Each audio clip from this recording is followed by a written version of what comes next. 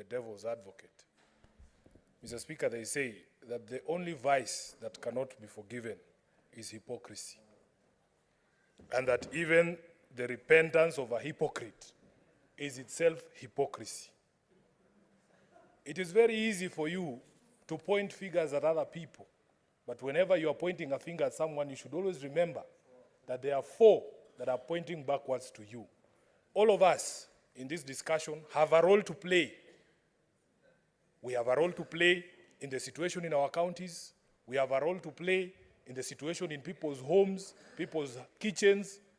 Mr. Speaker, we as a house, the way I understand the division of revenue to work, is that even the money that is supposed to go to the salaries, emoluments of the members of the county assembly come from the amount of money that we send to the counties. There is no separate allocation for that. And therefore, Mr. Speaker, when we as a house get an opportunity to increase the devolution basket, I hold the position that as a Senate, we must always do everything that we can to enlarge that basket before we come here and pontificate and try to please MCAs when we are the people who are part of the problem of the MCAs, Mr. Speaker.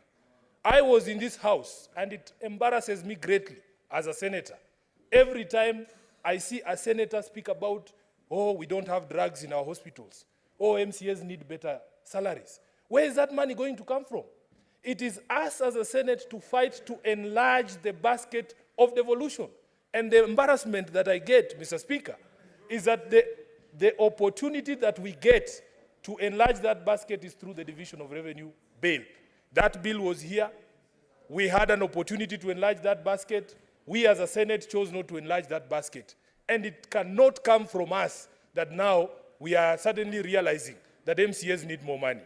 In fact, Mr. Speaker, we in our committees, whenever we meet the county assemblies, they come before the county public accounts committee.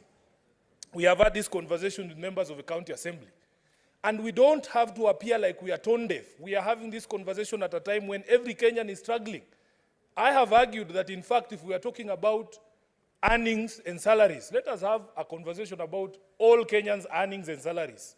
Everybody is suffering, Mr. Speaker.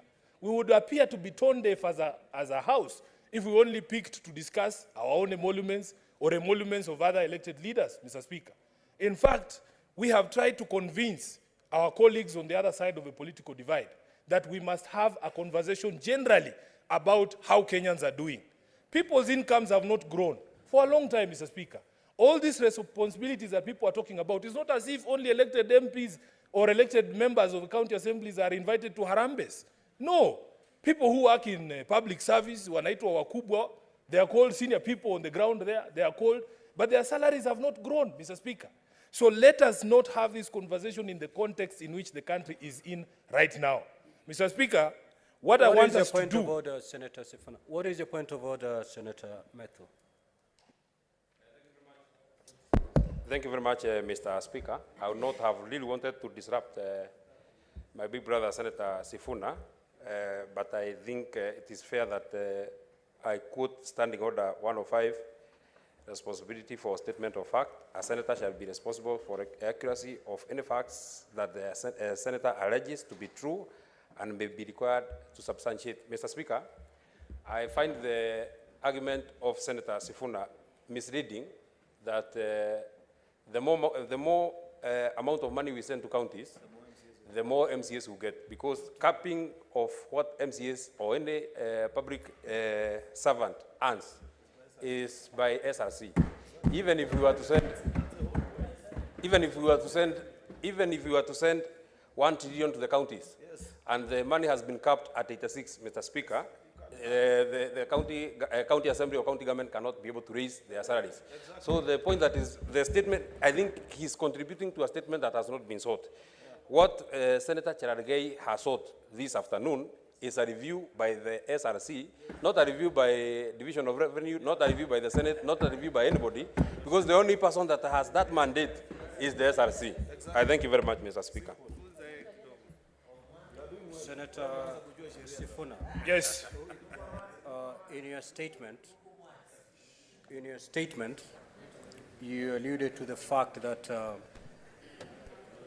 the more money that goes to the counties, then the more the MCAs will. Mr. Speaker. Is that correct? Mr. Speaker, that's not what I said. When Senator Cherargei was speaking, he talked about salaries, he talks about allowances and the welfare of members.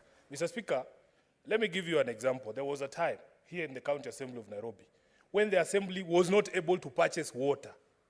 You are also aware, Mr. Speaker, that there is a capping on the percentage that can be utilized in terms of emoluments and salaries in the counties. Mr. Speaker, what I am saying is this, and it has been submitted on this floor, that salaries is not the only way to make a member effective as a legislator, as an oversighter.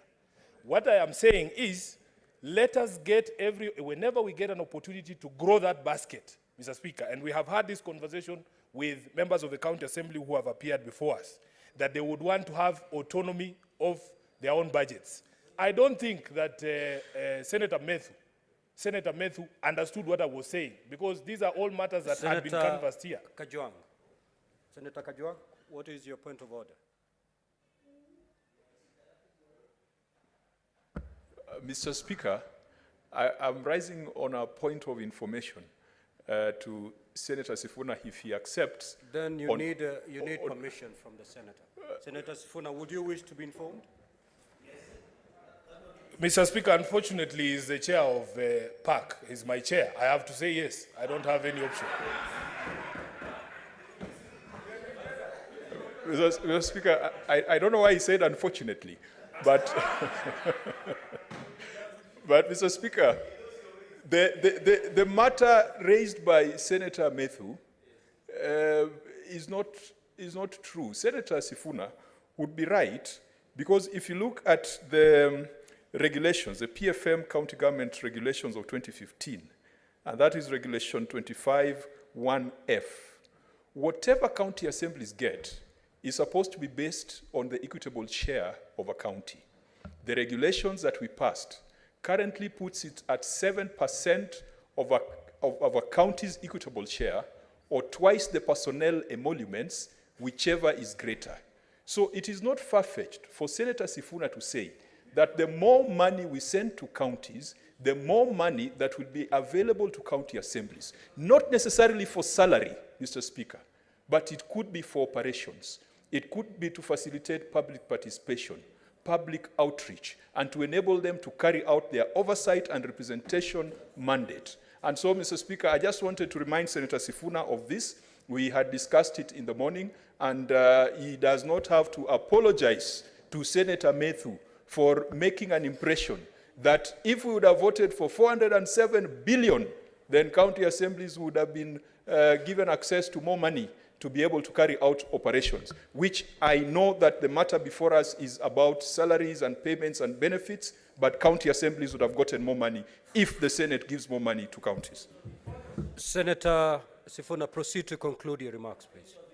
Let's rest this matter there. Proceed to conclude your remarks. I thank you, Mr. Speaker, but we understand the jitteriness of our colleagues when we discuss this matter. Proceed to because conclude even their own MCAs ask them these questions when they go home. Mr. Speaker, finally, let me conclude that at the County Public Accounts Committee, Mr. Speaker, in fact, this question of the autonomy of the Assembly, autonomy of the budgets of the Assembly is something that we as a Senate must now expedite. I am aware that our legal team is working on this. And the review of the ceilings, I am very happy with the chairperson of our finance committee, the senator from Mandera. He is always willing to listen to the county assemblies when they come to him and the members of the budget, including my sister, Senator Tabitha Mutinda. Because, Mr. Speaker, there are actual and real impediments to the carrying out of these functions. And even for us here, we don't necessarily have to, we have had this conversation about our own affairs in here. And we have agreed it doesn't have to be about salary. It cannot just be about facilitating the role of a senator.